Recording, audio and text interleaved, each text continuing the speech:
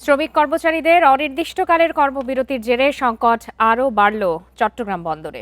আন্দোলন দমাতে কর্তৃপক্ষের কঠোর অবস্থানের বিপরীতে কর্মসূচি চালিয়ে যেতে অনড় আন্দোলনকারীরা। এদিকে এর মধ্যেই বিভিন্ন জেটি আর ডিপোতে প্রায় 52,500 কন্টেইনার আটকা পড়েছে।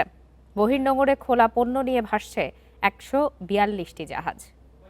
এ বিষয়ে আলোচনা করতে এই মুহূর্তে আমাদের সঙ্গে যোগ দিয়েছেন বাংলাদেশ শিপিং এজেন্টস অ্যাসোসিয়েশনের সাবেক পরিচালক খায়রুল আলম সুজন। জনাব খায়রুল আলম সুজন, আপনাকে স্বাগত জানাচ্ছি ইন্ডিপেন্ডেন্ট টেলিভিশনে।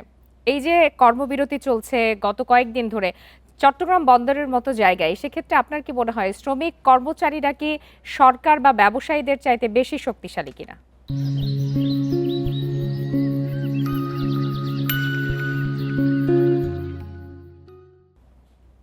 না, বিষয়টা সেই রকম না। যার যার যুক্তি শেষে তুলে ধরছেন।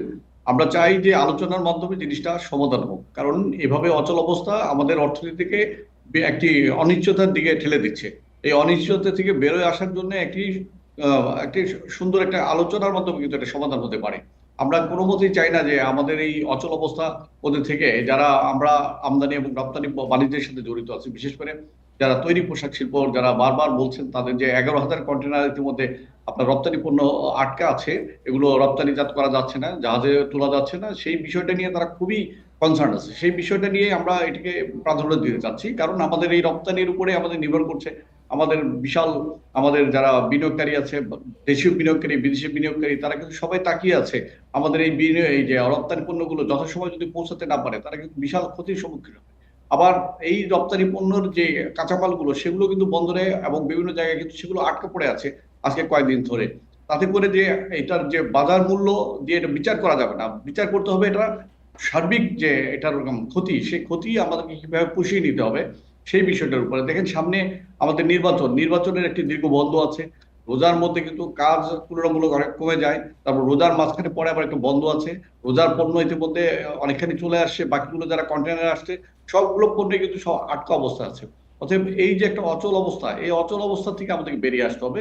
তার জন্য আমাদের যে প্রয়োজন সেটি হলো, যারা এই যে আন্দোলন করছেন এবং যারা আপনার সরকার পক্ষ আছেন, তারা তারা আলোচনা করে একটি সুষ্ঠু যদি সমাধানের মধ্যে নিয়ে আসতে পারেন, তাহলে আমার মনে হয় আমাদের এই অচল অবস্থা থেকে আমরা বেরিয়ে আসতে পারবো।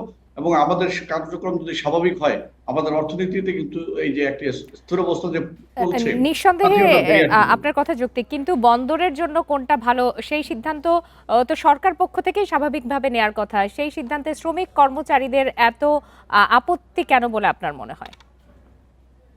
দুই পক্ষই বলছে তাদের দেশের স্বার্থে করছে। তো সেই কারণেই দেশের স্বার্থ রক্ষা করার জন্য উইন উইন একটা পজিশনে আসতে হবে।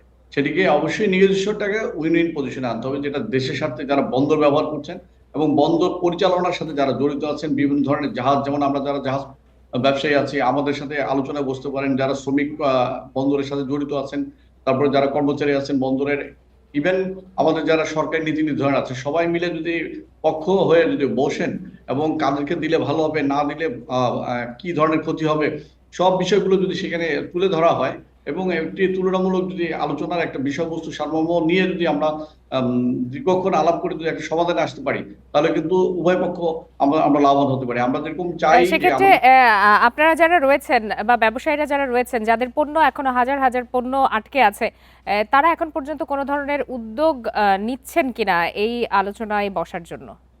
না, ইতিমধ্যে আজকেও একটা মিটিং হয়েছে, যারা পোর্ট ইউজার ফোরাম নামে একটি সংগঠন, তারা আলোচনা করেছেন, তারা কিন্তু টোটাল বিষয়টা কিন্তু তুলে ধরেছেন। তাই সেইখানেও বলা হয়েছে যে প্রায় 11,000 কন্টেনার মতো আপনার জাহাজীকরণের অপেক্ষায় আছে রপ্তানি পণ্য, যেগুলো আমাদের ভাবমূর্তিকে ক্ষুণ্ণ করছে। যে আমাদের এবং যে বিদেশি বায়ার গুলো, আমাদের ক্রেতাগুলো, আমাদের পণ্যগুলো, বিশেষ করে রপ্তানি পণ্যগুলো, পোশাক তৈরি শিল্পের, তারা যে অর্ডার গুলো তারা সঠিক সময় পাবে কিনা, বা এই যদি এটা যদি শিপমেন্ট গুলো যদি কোনো কারণে জাহাজীকরণ করতে বিলম্ব হয়, সেগুলো কিন্তু অতিরিক্ত খরচের মাধ্যমে কিন্তু সেগুলোকে এয়ার শিপমেন্ট করতে হবে। আপনি জানেন এয়ার শিপমেন্ট অত্যন্ত ব্যয়বহুল।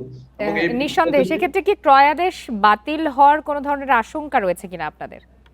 অবশ্যই প্রায় সময় আমরা দেখতে পারি আন্দোলনের করলে পরে আপনার ক্রয়াদেশ বাতিল হয় এবং অনেক সময় ডিসকাউন্ট দিতে হয়, নানা রকমের আপনার ক্রেতাদের শর্ত থাকে। এবং সবচেয়ে বড় কথা, ক্রেতারা যখন তাদের বাজারের যে একটা নির্দিষ্ট সময়, সেই সময় অনুযায়ী যদি তারা আপনার পণ্যটা না পায়, তাহলে কিন্তু তাদের বাজার ধরাটা কিন্তু মুশকিল হয়ে যায়। সেই ক্ষেত্রে তারা নানান ধরনের আপনার এই ধরনের কন্ডিশন গুলো দিয়ে থাকে। আর সবচেয়ে বড় কথা, আমাদের যদি এরকম বাধা বিপত্তি সবসময় থাকতে থাকে, প্রায় সময় আসে, তাহলে আমাদের যারা ক্রেতা আছে এবং প্রতিযোগী দেশগুলো আছে, তাদের থেকে কিন্তু আমরা পিছিয়ে পড়বো। সেই বিষয়টিও মাথায় রাখতে হবে।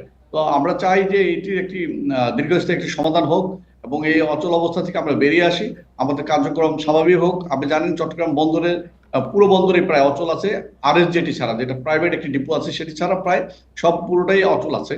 তো এই অচল অবস্থা থেকে আমাদের বেরিয়ে আসতে হবে। এবং এখানে কিন্তু শুধুমাত্র কন্টেনার জাহাজ না, কন্টেনার জাহাজের বাইরেও যারা ব্রেকবাল যে জাহাজগুলো আছে, খোলা জাহাজ, খোলা পণ্য নিয়ে যারা জাহাজগুলো আছে, সেগুলো তাগুলো আটকা পড়ে কিন্তু আছে। নিঃসন্দেহে খুব দ্রুত এটির একটি সঠিক এবং সুষ্ঠু সমাধান হওয়া জরুরি। জনাব খায়রুল আলম সুজন, আপনাকে অনেক ধন্যবাদ আপনার মূল্যবান মতামতের জন্য।